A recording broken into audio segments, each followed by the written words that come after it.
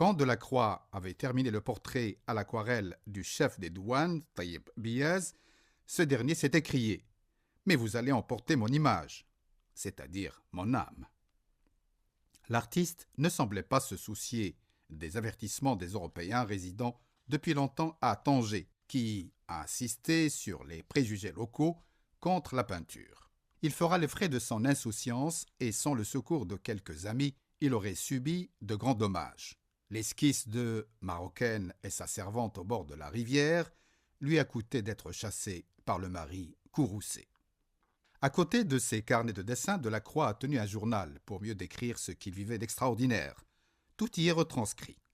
Les attitudes des hommes et des femmes, leurs habits, les décors des maisons, les bruits de la ville, etc. Tout est réel et magique à la fois. Quand cela était possible, il faisait poser quelques habitués du consulat français pour mieux saisir les attitudes des Marocains.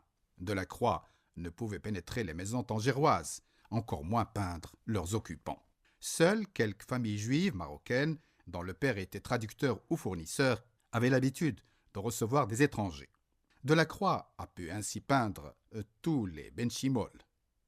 Comme il avait le temps de bien les scruter, il a relevé dans ses carnets tous leurs gestes, leurs coutumes, leurs coiffes, avec jubilation. Son grand chef-d'œuvre, La noce juive au Maroc, est le résultat de cette étude des familles juives de Tanger.